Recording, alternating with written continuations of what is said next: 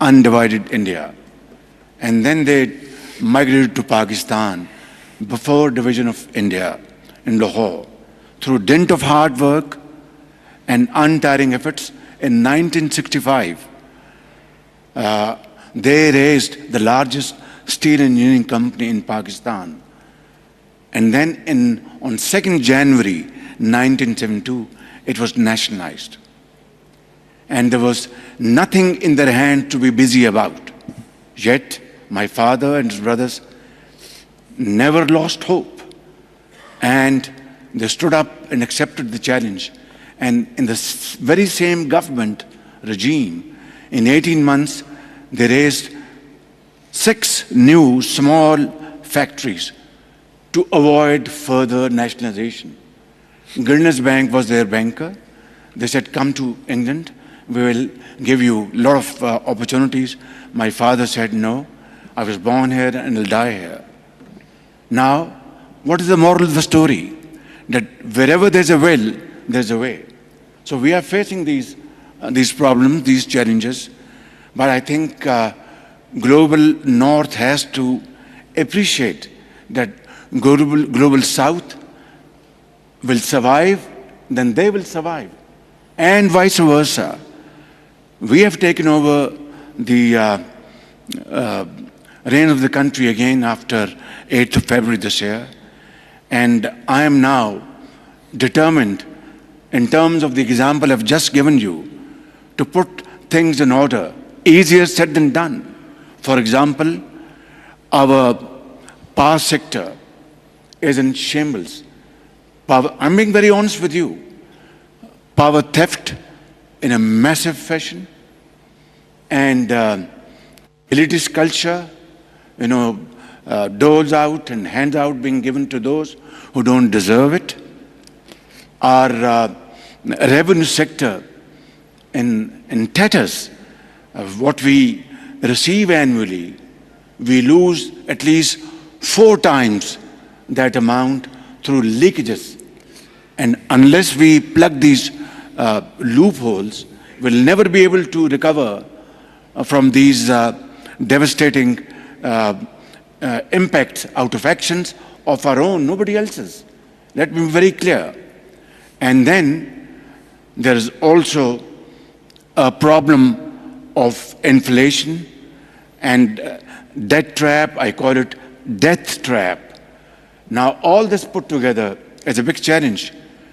I have to acknowledge from the core of my heart the support we have been given and received from Saudi leadership.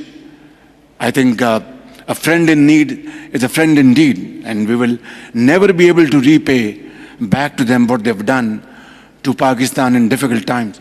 My friend, under his watch, DFID has been outstandingly supporting Pakistan in education and health. But the point at issue is that we have to stand on our own feet. Yes. And I know this is possible, difficult, but not impossible. And how? That is the point at issue. We are now going for massive reforms, deep-rooted structural reforms. It'll hit me as Prime Minister. Obviously, I have to provide leadership by example, ladies and gentlemen. Without that, nothing will happen. And then, of course, we have to go for austerity, meaningful austerity, just not for publicity. And 3, we have a very young population. And this young population, which go into hundreds of millions of boys and girls, is a challenge, yet a great opportunity. So we have to provide them with modern tools and technologies, information technology, AI, and other vocational training, to provide them with opportunities to become self-earners, SMEs. And then here in Saudi Arabia, they should come here and open offices and contribute in nation-building efforts here. In Pakistan, promote our agriculture through modern techniques, and of course, providing the farmer with best seeds and fertilizer, and of course modern tools. My dear friends, ladies and gentlemen, it's a humongous task. It's not an easy task. We have to go for higher exports. For that, we have to have opportunities made available to our exporters. We are a country. We don't have oil. We have gas, but it is on the lower trend, depleting. We have our biggest asset, natural resources, mines and minerals, fertile land, and of course, this youth, which is the biggest asset for Pakistan. And together, I'm not going into details over here, but before I came here, for example, in order to have deep-rooted structural changes, you have to separate black sheep from the white. And before I came here, for the first time in the history of Pakistan, after getting credible input from agencies, I made OSDs, those highest level officers who were not functioning, had a grey record, and I said, come what may, I will not accept any pressure. I will move forward with a sense of purpose, with a sense of achievement, and make Pakistan find its place in Committee of Nations through hard work and untiring efforts. Thank you. Thank you. Thank you, Mr. Prime Minister. I think you heard on the applause that was very well received. I'm moving now to Anna Marks, a global chair of Deloitte. I think what we also have heard during these 2 days, and I know you, Anna, have been in many of the sessions too, is that we need more collaboration.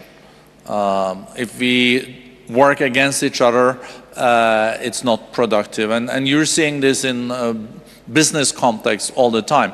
How can we collaborate better to meet the targets we have set, being sustainability, being inclusion? So I know you have some thoughts on this. Well, thank you. And your mic. I think I would know after watching the previous two speakers and after dealing with remote working for quite some time during the pandemic.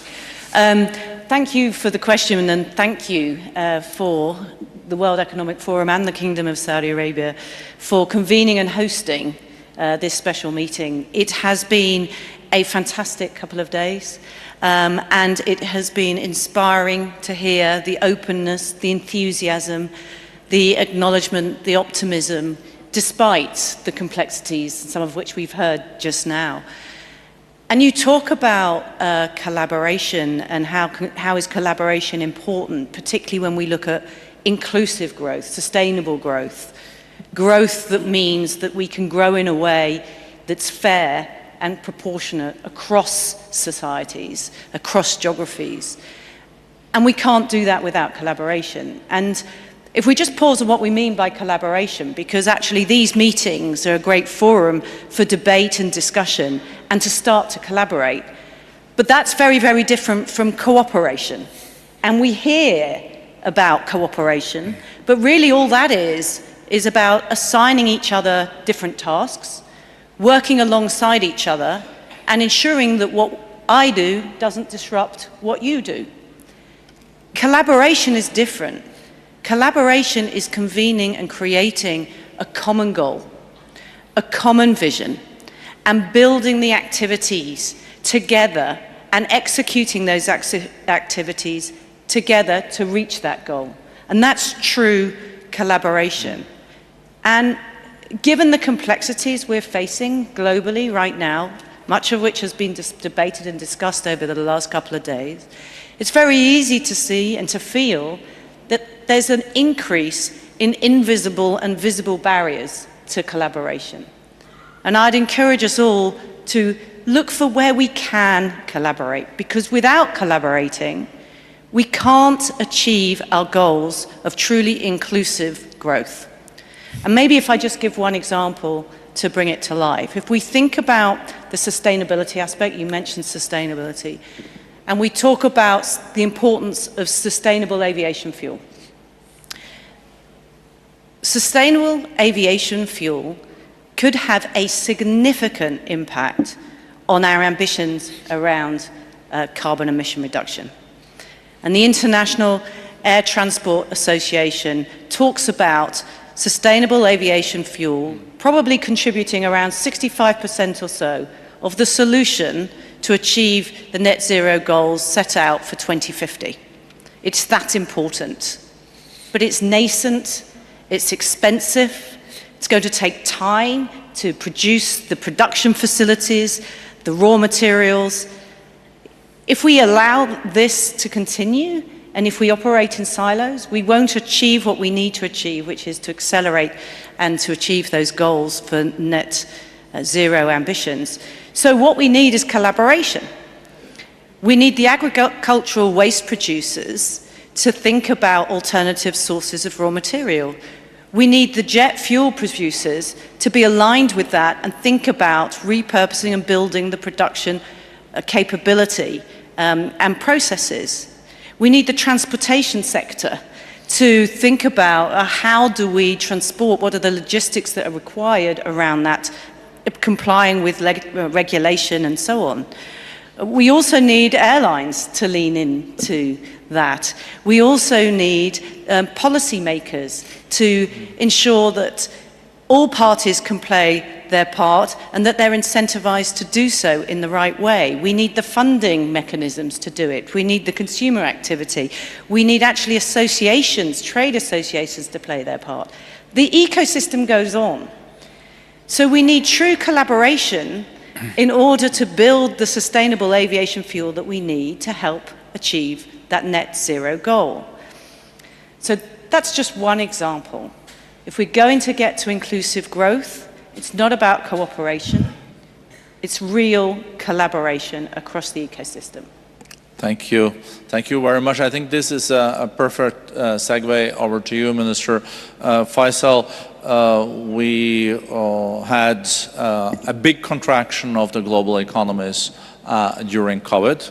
We'll come back to that with Stefan. But no, many countries are back at pre-COVID levels, most countries, and we see that growth is back, not as high as it used to be, but growth is back. How do you, from the Kingdom's side, see the projection now for the coming year? The Kingdom's economy is doing pretty well and has also diversified. 50% of your GDP is now already non-oil related. So how do you look at global economic outlook? So, thank you, Borge. I believe we view the global economy evolving, but still stuck in a low growth, I'd say, phase, and it's unevenly distributed. If you look, for example, at IMF's recent projection, they've been increased to 3.2, but if you double click on that, you'll see that advanced economies are between 1.6, 1.8% for the coming year, and the US stands out a little bit at 2.7%. If you look at emerging economies, they're a bit higher at 4.2%, driven mainly by India, but also the Middle East and Central Asia. India at 6.5, Middle East, Central Asia at around 4.5% and more. So that's not the growth numbers that we want to continue with. We want to see more global economic growth, and that's why we're convening here. One of the themes is growth, and by that we mean inclusive growth, and how do we get there? We believe there's two things we need to focus on. One, productivity. Productivity has been going down since the global financial crisis at 1%, especially in advanced economies, at 1 percentage point per year. Maybe the US has seen an upward trend recently, but that's still the story. In emerging economies, there are two groups. There's the fast lane, as some experts call it, and the slow lane. The fast lane represents around 3.6 billion people. If they continue at that growth level, they would reach advanced economies level within 25 years, but you're still leaving out 1.4 billion people and the economies that they live in. So productivity needs to see a shift. We need to focus on the tools, the interventions that will help us grow productivity. And if you look at the fast lane countries, most of the growth or most of the performance came from very large investments. We're talking about 20 to 40% of GDP in terms of size. That's large. It's very hard for you to emulate that in emerging economies or most emerging economies. So policies need to be put in place, investments need to be attracted to the right productive sectors so we can see an upward shift in productivity. That brings me to the second point, which is, I'd say, collaboration or fragmentation. A more fragmented world is a lower growth world.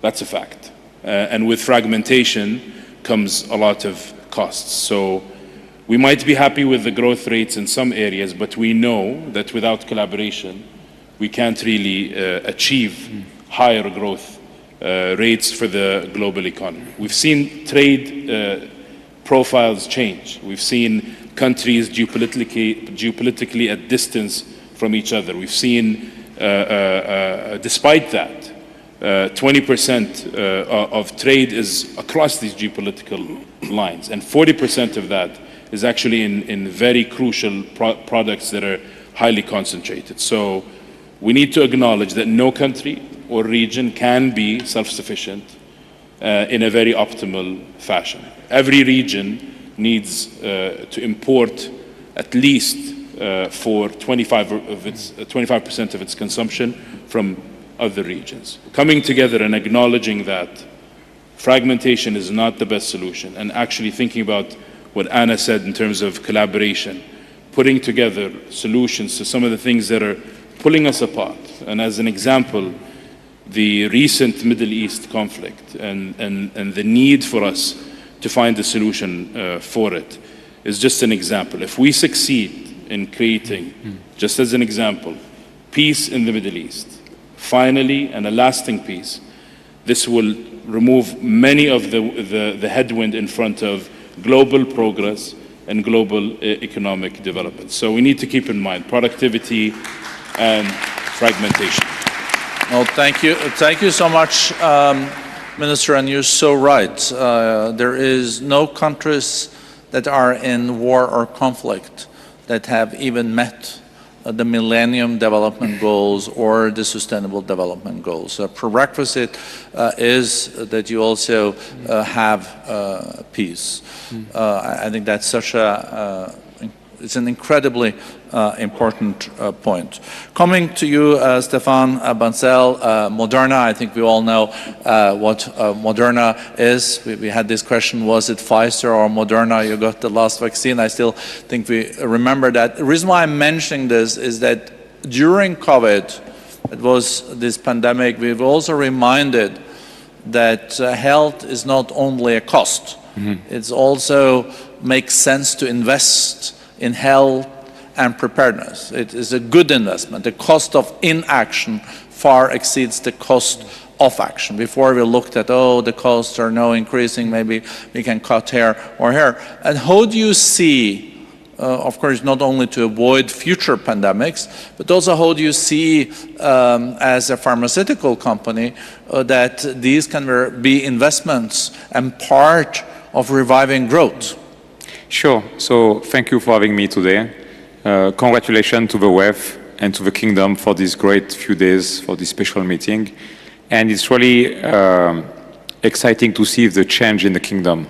I had the chance to come over the last 20 years and to see the dynamism, the optimism, and all the great things happening. Congratulations.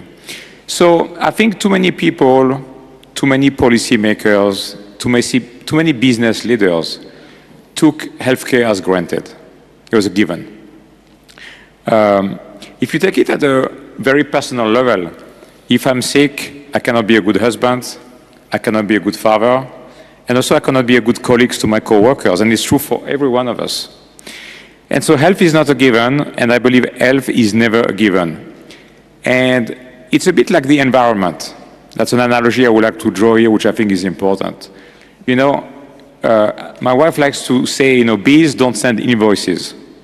But if we don't have bees anymore, we're all going to be in big trouble. Trees don't send invoices. But if there's no more trees providing oxygen, we're not going to last very, very long. And so I think it's important that we always consider as leaders what is required to enable the prosperity of the people and the growth that is necessary.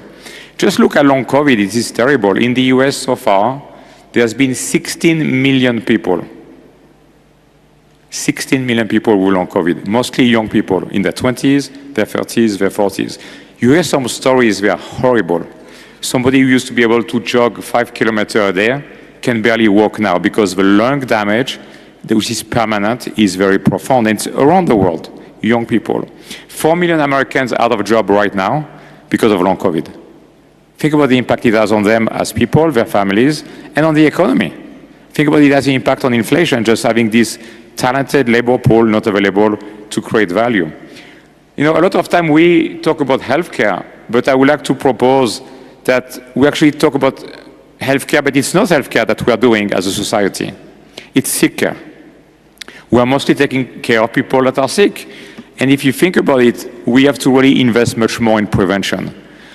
What I think is really exciting today is we are every day learning more and more about how our body works. I believe we are just years away, not decades away, years away from understanding most of the functioning of a human body. That is a miracle in the history of humanity, us on the planet. For hundreds and thousands of years, we had no idea how the body was working. Until recently, we used to bleed people when they were sick, trying to help them, right? So think about the world where we can use that knowledge to help people not get sick. That's how we're going to really help a lot of people across the world, including people, of course, in low-income countries.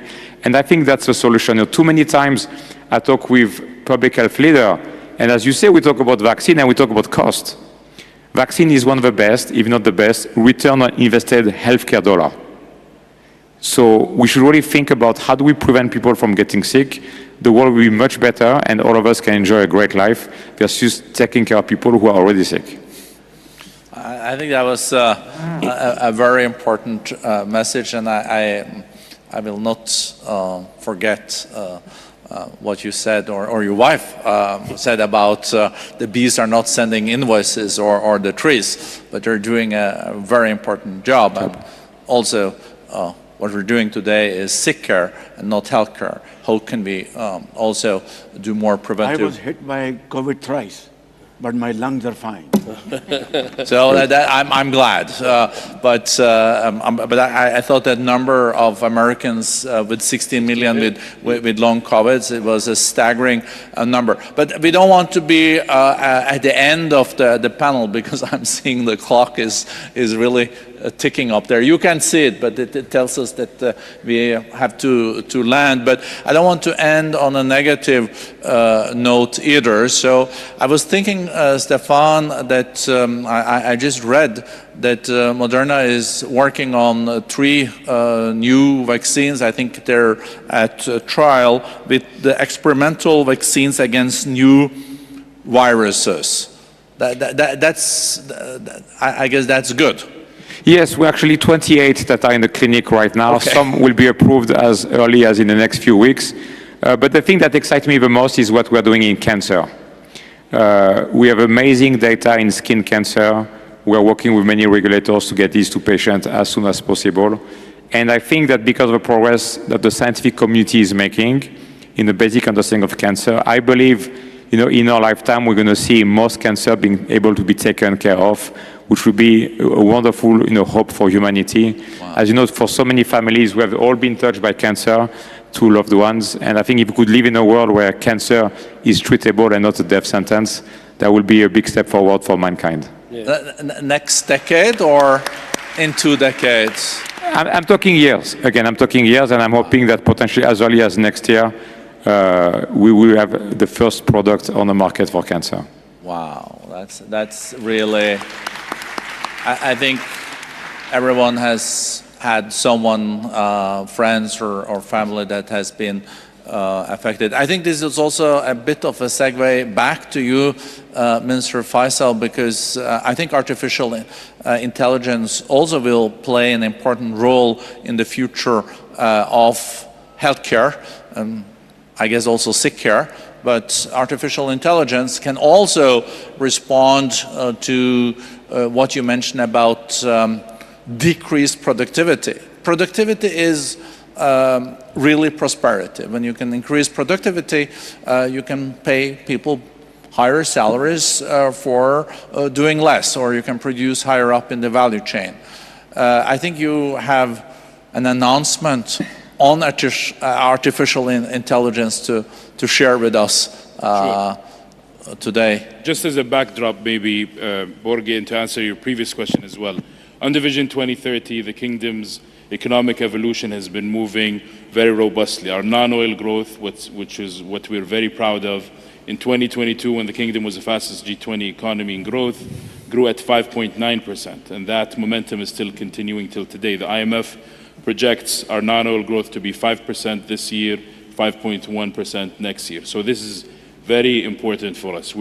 Because of our diversification by design, we're moving away from very productive sectors like oil and petrochems and financial services, which means there is a pressure on our productivity to decline. Since Vision 2030, that decline has slowed down. But we're looking for more ways to improve productivity because we want to become a productivity-led economic growth story, not just a resource-led one. And that has led us to prioritize research, development, and innovation, human capital development outcomes, and investments in technology. More recently, focusing on artificial intelligence as well. As a user, the government is one of the most active governments in terms of looking at a lot of policy areas and problems and trying to answer them, but also the private sector. As an investor, but also as a platform for others to participate in. And because of that, and because of what we said earlier, the importance of this kind of technology being inclusive. If it's inclusive, this means it can create growth avenues in the lesser developed countries, if we focus on inclusivity. So we're very proud to be joining the AI Global Alliance that's been launched by the World Economic Forum. The Kingdom will be joining this alliance as of now.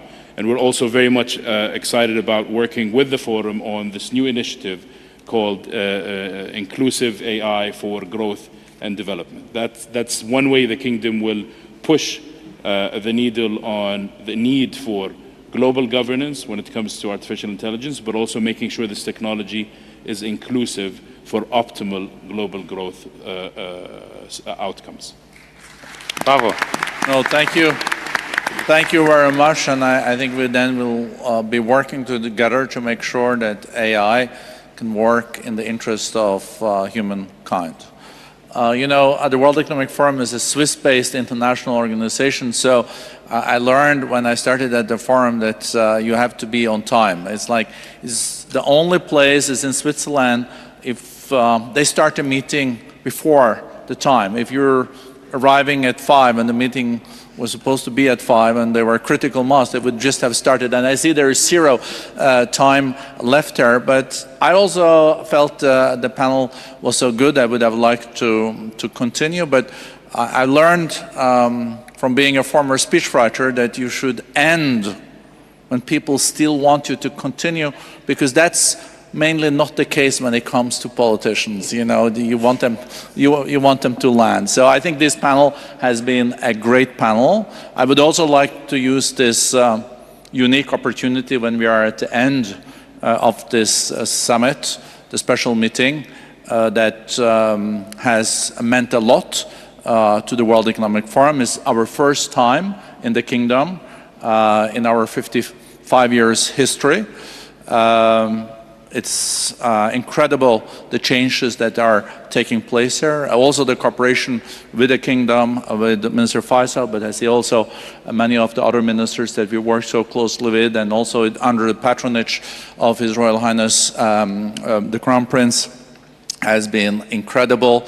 So we feel that this has been a highlight in a world where we need, as Anna also said, to collaborate. More dialogue is needed, and we have had 92 different nationalities, nations represented here. I would also like to use this opportunity to thank my teams at the World Economic Forum. Together with Minister Faisal, I think they have not really slept that much during the last weeks, and the 2 last nights, I think there has been no sleep, but they're very committed. I'm very thankful for putting all this together, and I think we all aspire, if we are re-invited, to come back to the kingdom. I would like then to introduce for closing remarks my colleague, our director for Middle East and North Africa, Maroon Kairouz. Maroon, thank you to you and your team and the teams for the incredible job.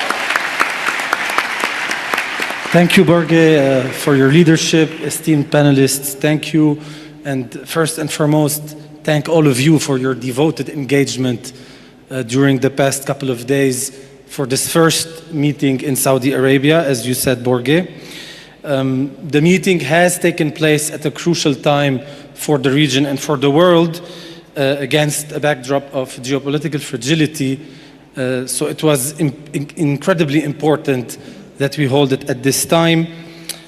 At the closing of this meeting, I just want to end on a positive note, as you were saying, and mention some of the concrete outcomes or key discussions that took place during the course of the meeting.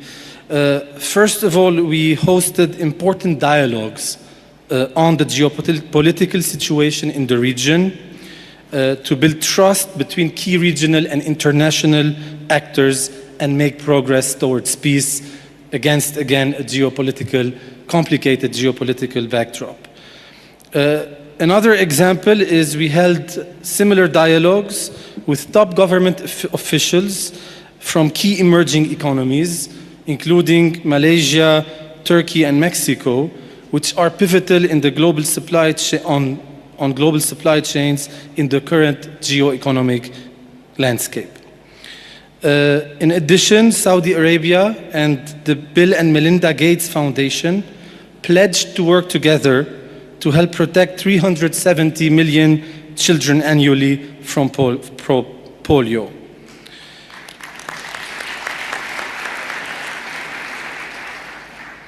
A new forum report was launched that explores how artificial intelligence could revolutionize education systems for educators and students alike, while a new framework will chart a path for governments and employers to expand a global digital workforce. We signed an agreement, as in the World Economic Forum, signed an agreement with the Saudi Space Agency to launch a Center for the Fourth Industrial Revolution to ensure that the fast-growing space industry contributes to sustainable economic development. As was just announced by Minister Faisal, Saudi Arabia will join the forum's AI Governance Alliance on Inclusive AI for Growth and Development to identify challenges and solutions to global AI access.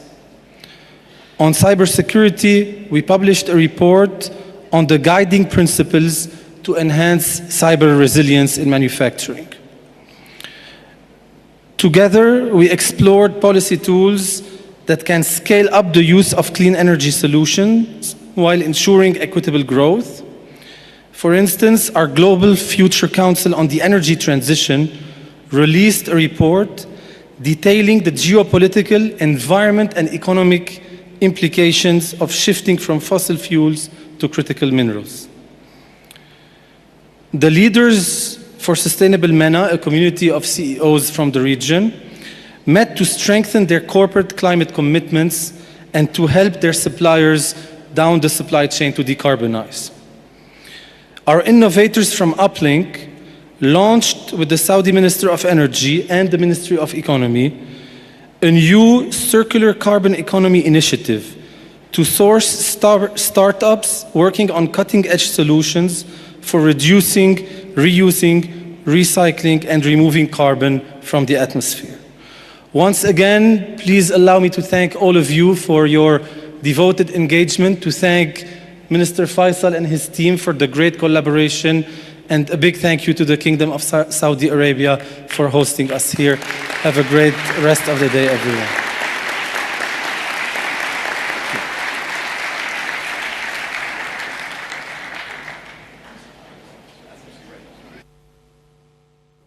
रियाज में आलमी इक़्तिसादी forum के ख़ुसूसी इजलास का इख्तितामी session. वज़ीर-ए-आज़म मोहम्मद शहबाज शरीफ ने इस इख्तितामी session में शिरकत की, इजहार ख्याल भी किया। वज़ीर-ए-आज़म कहते हैं